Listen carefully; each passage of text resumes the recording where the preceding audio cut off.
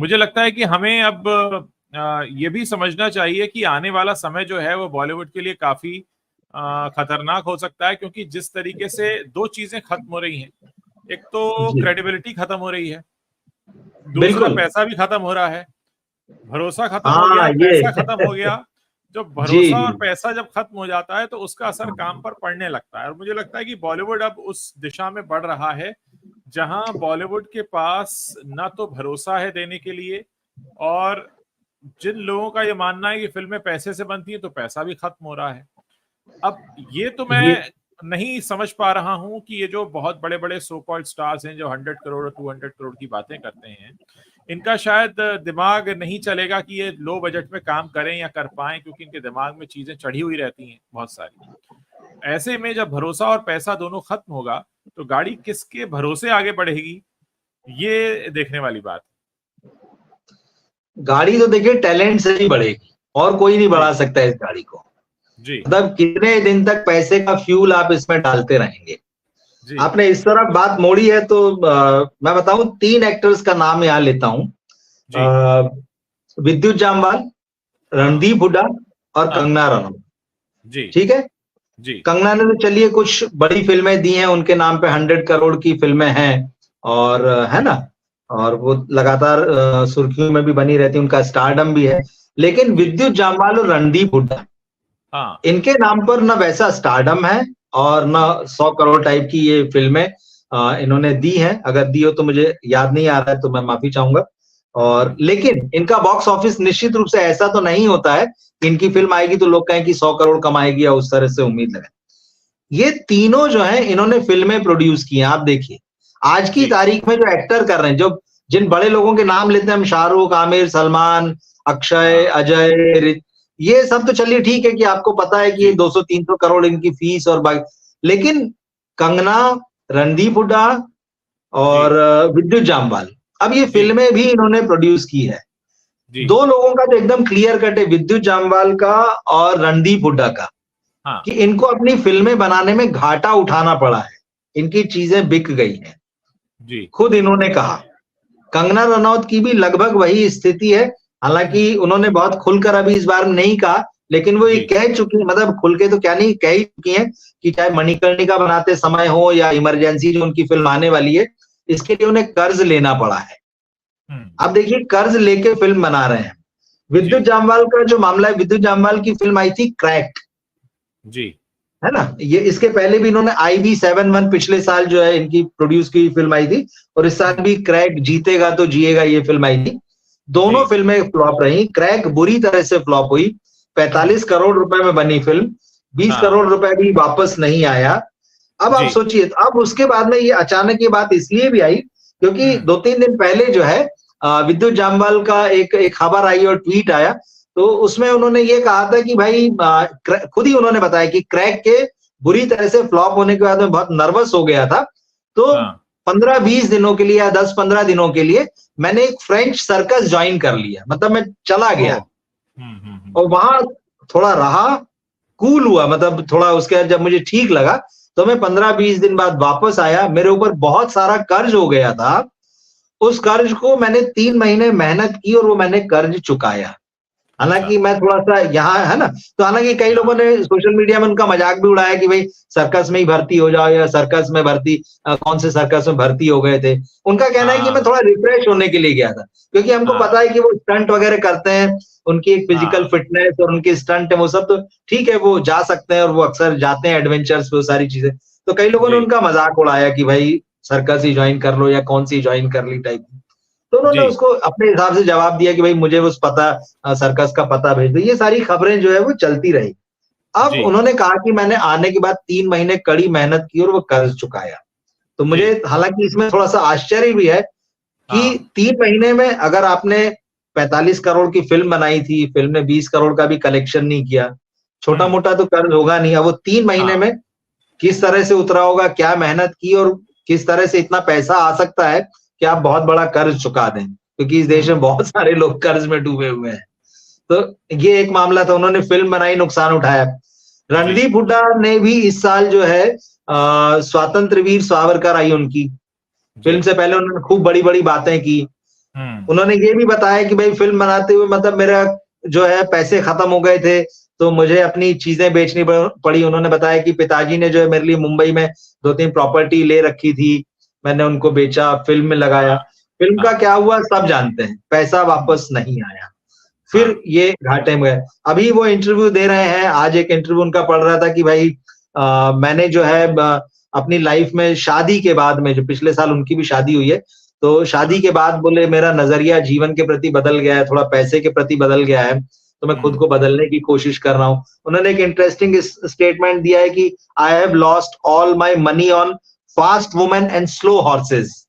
अब ये fast women और स्लो हॉर्सेस जो है वही डिफाइन करेंगे। स्लो हॉर्सेस का तो हमको पता है कि उनको घोड़दौड़ का बड़ा शौक है और घोड़े का शौक है, लेकिन अब वो जो स्लो घोड़े रेस में पीछे रहेंगे, हारेंगे आप। लेकिन वो फास्ट वुमेन कौन सी है जरा वो भी बताएं थोड़ा। लेकिन फिल्म की रेस, जो फिल्म प्रोडक्शन की रेस है, उसमें भी उनको देखिए नुकसान उठाना पड़ा है, उन्होंने खुद इस बात को कहा है। तो इसका ये मतलब निकल रहा है कि फिल्म बिजनेस जो है आसान नहीं है, जिसको कि इतना आसान मान लिया जा रहा है।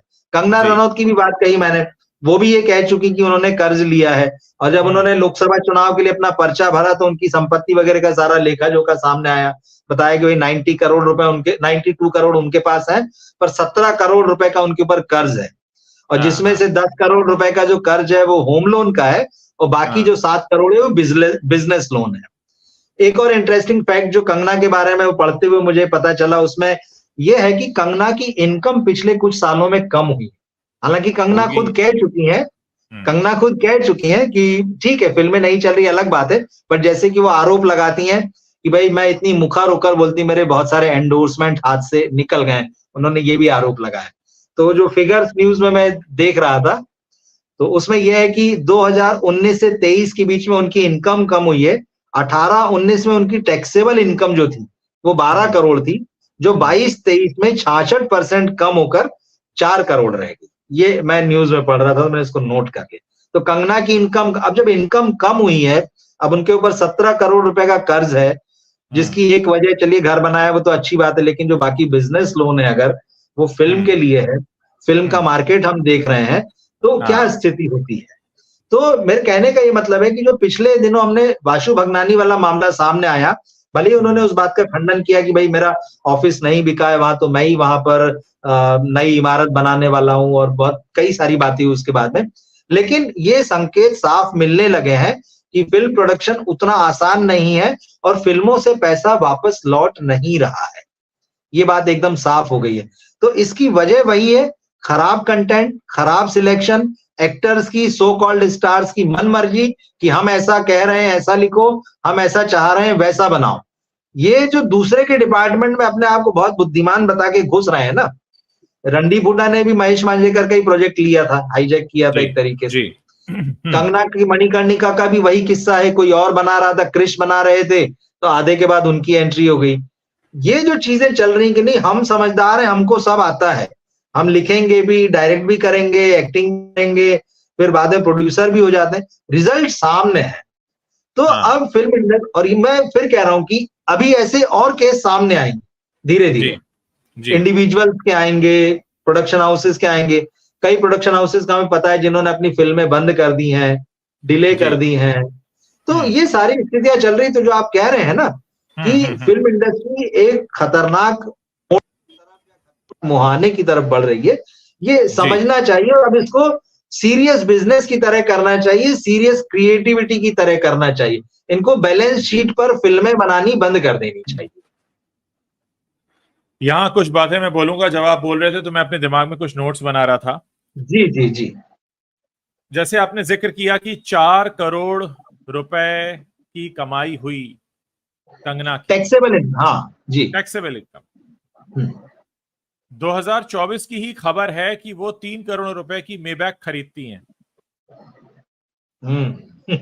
दूसरी बात, मैं कंगना की उस प्राइस लिस्ट से परिचित रहा हूं जो पैसा वो इवेंट में आने के लिए या एंडोर्समेंट के लिए चार्ज करती रही हैं। और निश्चित रूप से मैं ये कह सकता हूं दावे के साथ, कंगना ही नहीं बल्कि बहुत सारे फिल्म सेलिब्रिटीज के बारे में, कि उनकी कमाई का 30 से 40% हिस्सा ही सिर्फ फिल्मों से आता है। मैं रिपीट करूंगा, 30 से 40%। मतलब अगर कोई फिल्म स्टार, मैं सारे ए लिस्टर्स को भी इसमें काउंट कर रहा हूं।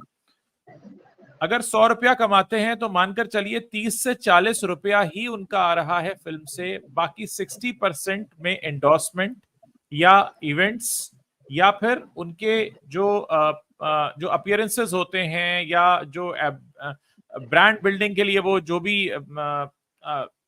चाहे फोटो शूट कर रहे हो, चाहे एड शूट कर रहे हो, बेसिकली अदर देन फिल्म्स।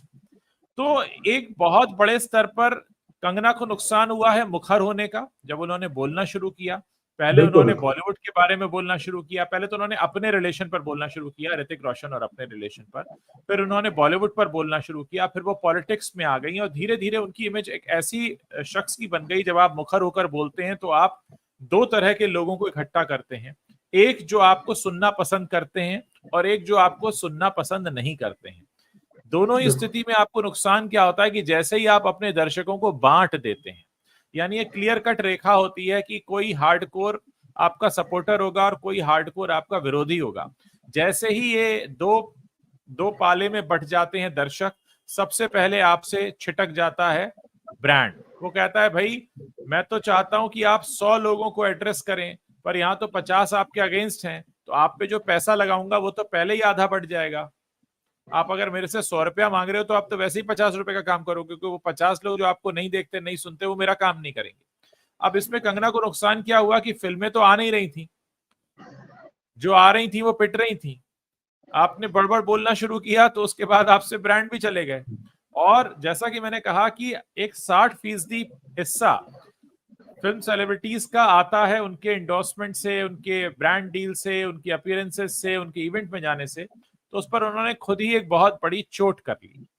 उसके बाद क्या होता है कि आप लगातार उस इमेज को बनाते चले जाते हैं। एक तो होता है कि बात आई गई हो गई। मैं आपको याद दिलाऊं, शायद 2014 के आसपास का इंसिडेंट है, जब आमिर खान ने ये कहा था कि उनकी पत्नी ने उनसे कहा है किरण राव ने कि उन्हें डर लगता है हिंदुस्तान में। उस वक्त वो एक बहुत बड़े फोन ब्रांड का एंडोर्समेंट कर रहे थे, वो एंडोर्समेंट उनसे छिना था और उसके बाद बहुत सारे ब्रांड्स उनसे चले गए थे, सिर्फ एक सेंटेंस बोलने की वजह से। तो सिर्फ एक सेंटेंस जो है वो आपको क्या से क्या बना देता है, क्योंकि जब ब्रांड्स आपको साइन करते हैं तो उनका जो सैकड़ों हजारों करोड़ रुपए का ब्रांड है वो आपको कुछ करोड़ रुपए देके उसका फेस बना देते हैं। 1000 करोड़ का ब्रांड है, आपको 10 करोड़ देकर फेस बना दिया, तो वो आपके 10 करोड़ के चक्कर में अपना 1000 करोड़ खराब नहीं करेंगे। तो ये नुकसान जो हुआ, मुझे मैं यहाँ पर इस पूरे मामले को जिस तरह से देखता हूं, कंगना ने पूरी तरह से अपना ट्रैक ही चेंज कर दिया। एक वक्त था वो फिल्मों में काम कर रही थी, वो नेशनल अवार्ड विनिंग एक्ट्रेस थी, उनकी एक्टिंग की तारीफ हो रही थी, उन्होंने बहुत ही नॉर्मल मिडिल क्लास फैमिली से आकर बॉलीवुड में अपनी जगह बनाई थी, हर जगह उनके चर्चे होते थे। अचानक से ऋतिक रोशन वाला कांड होता है और वो ट्रैक से हटती हैं, वो बोलना शुरू करती हैं और इतना कुछ बोलती हैं कि उसके बाद उनकी एक अलग तरह की इमेज बनने लगती है। फिर वो बॉलीवुड के खिलाफ हो जाती हैं, फिर वो नेपोटिज्म पर बहस करने लगती हैं और कहीं ना कहीं ये देखने को मिला कि उन्होंने अपना ट्रैक चेंज कर दिया। हालांकि ये आज भी समझ के बाहर है कि कंगना ने ऐसा किया क्यों, क्योंकि उनकी एक्टिंग कैपेबिलिटी पर कभी कोई क्वेश्चन मार्क नहीं लगा। हाँ, उन्होंने अपना ट्रैक चेंज किया डायरेक्टर बनने की चाहत में, या एक कहते हैं ना कि पूरे प्रोजेक्ट को मैं अपने हिसाब से चलाऊं, अपने हिसाब से करूं। मुझे लगता है कि वो एक बहुत बड़ा नुकसान हुआ है। और जो आप कह रहे हैं यहाँ पर, आज हम जो चर्चा कर रहे हैं कि आज उनके ऊपर बड़ा सा लोन है, कमाई नीचे चली गई है, राजनीति में वो आ गई हैं और आगे कोई राह दिखाई नहीं दे रही है, तो डेफिनेटली ये सब चीजें जो हैं प्रहार करने वाली होंगी। लेकिन इस सब के बीच में वो मेरा सवाल एक रह ही जाएगा कि 4 करोड़ रुपए आपकी जब टैक्सेबल इनकम थी, तो 3 करोड़ रुपए की कार मर्सिडीज मेबैक लेना, वो भी एक तैरता हुआ सवाल रहेगा। तो बहुत सही कहा रवि जी आपने कि मामला बहुत भटका हुआ है। ये सारी बातें कहने का पीछे जो मकसद था वो ये था कि ये जो एक्टर होते हैं वो कलाकार होने के साथ साथ उनका बिजनेस सेंस होना भी जरूरी है, क्योंकि वो किसी की नौकरी नहीं कर रहे होते। और जब आप बिजनेस करते हैं तो आपका बिजनेस सेंस होना जरूरी है। आप खुद ही अपने पांव पर कुल्हाड़ी मार लें, आप खुद ही अपने एंडोर्समेंट गंवा दें। आपको क्या मिला ऋतिक रोशन के बारे में बोलकर, आपको क्या मिला नेपोटिज्म के बारे में बोलकर, या आपको क्या मिला इतना सारा बवाल खड़ा करके जिसमें आपका दफ्तर भी टूटा और तमाम तरह की चीजें हुई। हो सकता है इसका जवाब इस रूप में सामने आया कि भाई वो सांसद बन गई, राजनीति में चली गई। अब राजनीति में सीधे तौर पर तो पैसा है नहीं। हाँ, और जितना कुछ कमाया है कंगना ने, अब वो कहां से प्राप्त करेंगी, उनका फिल्मी करियर का क्या होगा, ये भी एक अपने आप में सवाल है। और दूसरी तरफ जो दोनों शख्स का आपने जिक्र किया, चाहे रणदीप हुड्डा हो या विद्युत हो, तो विद्युत का तो वैसे भी करियर बहुत चरम पर तो कभी भी नहीं था। बिल्कुल। और रणदीप हाँ जरूर हाथ पांव मार रहे हैं, देखते हैं क्या होता है आगे। आप इस पर क्या कहना चाहेंगे, कंगना के ऊपर कुछ कहना चाहेंगे या विद्युत या रणदीप के ऊपर? नहीं, ओवरऑल मैं कहूंगा, मतलब कंगना पे भी स्पेसिफिक नहीं, मैं जो ये लोग प्रोड्यूसर बन रहे हैं उस पर मैं कहना चाहूंगा, मतलब ये अकेले नहीं, और भी लोग हैं, जैसे मैं कह रहा हूं कि अभी ऐसे और भी चीजें खुलकर सामने आएंगी जी। दरअसल क्या होता है ना, इन्होंने चीजों को बहुत हल्के ढंग से लेना शुरू कर दिया, और जो हम बात करते हैं कि इन्होंने फिल्म मेकिंग को मनी मेकिंग मॉडल समझ लिया है दरअसल, कि हम फिल्म नहीं बना रहे हैं, हम पैसा बना रहे हैं। तो जैसे ही आदमी पैसा बनाने की सोचता है या उसके पास थोड़ा पैसा आता है, तो उसको लगता है कि सारा ज्ञान तो मेरे ही पास है, तो फिर वो चीजें अपने हिसाब से कंट्रोल करने लगता है। मेरा कहना यह है कि इन एक्टर्स को बहुत क्लियर कट इस बात को समझना चाहिए। देखिए हर कोई जो है ना, वी शांताराम, गुरुदत्त, राज कपूर नहीं होता। सुभाष घई भी यहाँ हीरो बनने आए थे, लेकिन वो समझ गए कि ये अपने बस का नहीं है, वो शिफ्ट हो गए, डायरेक्टर बन गए। तो हो सकता है आप में वो चीज भी हो कि आप ये काम भी कर सकते हैं, लेकिन आपको अपनी ताकत और अपनी कमजोरी दोनों पहचाननी पड़ेगी। भाई आप 100 स्क्रिप्ट पढ़ोगे तो आपको समझ में आ ही जाएगा कि क्या फॉर्मेट होता है, कैसे सीन लिखे जाते हैं, और डायलॉग तो आदमी को लगता है कि हम तो कुछ भी बोल देंगे चलेगा। कहानी भी थोड़ी बहुत समझ में, आप 100 कहानियां पढ़ेंगे तो 2 कहानियों की समझ आपको भी आ ही जाएगी, पर वो बहुत स्पेशलाइज्ड वर्क है, इनको इस बात को समझना चाहिए। एक्टर का काम होता है वो अपना पढ़े लिखे, अपने आर्ट को पॉलिश करे, अपने स्किल को पॉलिश करे, और एक्टर का काम ये है कि वो डायरेक्टर के सामने अपने आप को सरेंडर करे। यहाँ उल्टा खेल चल रहा है, जैसे आज वाली फिल्म की भी बात मैं कर रहा हूं, हीरो अपने हिसाब से डिक्टेट कर रहा है। मैं फिर कह रहा हूं कि आपको थोड़ी बहुत समझ हो सकती है, हर सबको किसी न किसी चीज की थोड़ी बहुत समझ हो सकती है, ऐसा नहीं है। हम साइंस और डॉक्टरी नहीं पढ़े, पर 2-4 दवाइयों के नाम हमको भी पता रहते हैं, सिर दुखे तो ये, और पेट दुखे तो ये, और इसमें ये, ऐसा नहीं है, उससे हम नहीं हो गए। आपको कहानी की समझ है, अच्छी बात है, उस समझ का इस्तेमाल जो है आप अपने सिलेक्शन तक कीजिए, लेकिन आप राइटर की कॉपी में टांग मत डालिए अपनी। आप डायरेक्टर को मत समझाइए कि तू कहां से इस सीन को क्रिएट कर और कैसे सीन क्रिएट कर। एक्शन डायरेक्टर को मत समझाइए कि मैं हीरो हूं तो भाई ऐसे घुमा के ही मेरे को लेना और मेरे को ऐसे दिखना चाहिए। जब तक आप सरेंडर नहीं करेंगे तब तक आप अपना बेस्ट नहीं दे पाएंगे। आप राइटर के काम में टांग अड़ाना बंद कीजिए, आप डायरेक्टर के काम में टांग अड़ाना बंद, आप अपना जो आपको दिया गया है, जो आपके सामने आया है, आप उसको बेस्ट कैसे दे सकते हैं, आप वहां तक सीमित रहिए, सजेशन दीजिए, डिस्कशन कीजिए, लेकिन आप थोपिए मत कि भैया मैं तो स्टार हूं, मैं तो हीरो हूं और जैसा मैं चाहूंगा वैसे ही होना चाहिए। यही चीज डुबा रही है, यही चीज बिजनेस पे लागू होती है। हिंदी सिनेमा का इतिहास भरा पड़ा है, बड़े बड़े एक्टर और बड़े बड़े सितारे यहाँ हो गए हैं जिन्होंने छप्पर फाड़ के अपने अपने समय में कमाई की है। आज का तो चलिए इन्वेस्टमेंट और ये सब है, बड़ी किस्मत अच्छी है, सड़कों पे आए हैं लोग वहां पे वापस। भारत भूषण भी अपनी फिल्म बना के बर्बाद हुए, गोविंदा के पिताजी भी अपनी फिल्म बना के बर्बाद हुए, भगवान दादा जी, बिल्कुल बिल्कुल जी। तो ऐसे बहुत सारे उदाहरण है यहाँ पे। वो बिजनेस है, बिजनेस का काम बिजनेस वाले को करने दीजिए। आपको ज्यादा लगता है आप पार्टनर हो जाइए, बट जो बेसिक चीज है, वो जो कहानी है, वो स्क्रिप्ट है, जो मेकिंग है, डिस्कस कीजिए भाई साहब। लेकिन आप ये मत समझाइए कि हम ही सब कुछ और हमारे हिसाब से। ये जो इनके हिसाब से बन रहा है ना, पिछले 20-25 साल में जबरदस्त नुकसान हुआ है, और फिल्म इंडस्ट्री आज जो इस जगह आके खड़ी हो गई है, उसमें आप ये जो पिछले 20-25 साल के स्टार्स हैं, इन सब को दोषी गिना जाएगा आने वाले समय में। ये मैं आपको बताऊं, ये हीरो नहीं होंगे, ये कल्प्रिट होंगे, जिन्होंने सिर्फ अपना माल बनाया, अपनी कंपनी बनाई, अपने बंगले खड़े किए, अपने इन्वेस्टमेंट किए, अपनी जमीनें खरीदी। ये वो बिजनेसमैन कहलाएंगे, ये आर्टिस्ट नहीं कहलाएंगे। आर्टिस्ट नहीं है, आर्टिस्ट नहीं। वो तो खैर है। अब आप सलमान खान को एक्टर नहीं कह सकते ना, Salman Khan is not an actor, Akshay Kumar actor नहीं है, एक्टर होते तो उन्होंने अभी तक पता नहीं कितने अपने फिल्मों से छाप छोड़ दी होती। तो ये तो बात सच है, जो लोग मान रहे हैं वो उनकी गलती है, क्योंकि वो एक्टर की तरह बिहेव भी नहीं करते। तो ये स्टार है बस, और इनको इनकी वही किस्मत अच्छी थी। लोगों एक समय, जिस वक्त समय करवट बदल रहा होता है, नए की जगह बन रही होती है, इनकी सही समय पर एंट्री हो गई।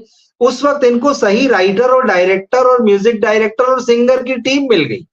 वो टीम वर्क है, और फिर उन्होंने समझ लिया कि भाई हम ही चल रहे हैं। उनकी कुछ अदाओं को, उनके कुछ डायलॉग्स को उस वक्त लोगों ने पसंद कर लिया।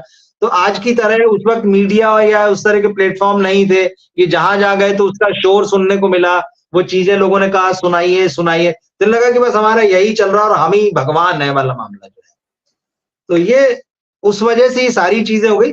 अब की जनरेशन के जो एक्टर्स हैं वो इतने किस्मत वाले नहीं हैं कि उनके पास अच्छे डायरेक्टर हों, उनके पास अच्छे राइटर हों। दिक्कत ये है कि उनको इन्हीं लोगों से दिमाग मिला हुआ है, तो वो किधर जाएंगे आप समझ सकते हैं। रवि जी, बहुत अच्छा डिस्कशन रहा हमारा। हमने 2 फिल्मों का रिव्यू किया और लोगों को ये भी बताया कि किस तरीके से मार्केट क्रैश हो रहा है इस समय। अब मार्केट इसलिए क्रैश हो रहा है क्योंकि मार्केट में सही दिमाग वाले लोग नहीं है, और इसका सारा खामियाजा जो है वो जनता उठाएगी, नहीं तो वो दूसरे सिनेमा की तरफ जाएगी अपने आप को एंटरटेन करने के लिए। नहीं, ऑप्शन बहुत है जनता के पास। हाँ, वही अब दूसरी तरफ जाएगी जनता। बिल्कुल। मुझे लगता है कि हमें इसी तरह लोगों के बीच जो हम आते रहते हैं, चर्चा करते रहते हैं, वो बहुत जरूरी है। हमारे दर्शक भी अब 10 बजे का टाइम हमारा फिक्स हो चुका है, तो लोगों को इंतजार रहता है हमेशा। तो मुलाकात करेंगे फिर अगले लाइव में आपके साथ, और कुछ चर्चा करेंगे कुछ और मुद्दों पर बॉलीवुड से जुड़े हुए। और मैं अपने दर्शकों से अनुरोध करूंगा कि अगर आपने रवि जी के चैनल को अभी नहीं देखा है तो जाकर देखें। रवि जी रोजाना बहुत अच्छे अच्छे वीडियोज अपने चैनल पर लगा रहे हैं, और मुझे लगता है कि उनको भी यहाँ के दर्शकों का सपोर्ट मिलना चाहिए। मुझे लगता है मिल रहा है, पर फिर भी मैं कहूंगा कि आप आए और देखें, वैरायटी मिलेगी और चीजें मिलेंगी जी। चलिए रवि जी, बहुत बहुत शुक्रिया। चलिए, thank you, good night. Thank you Ujjwal ji, good night.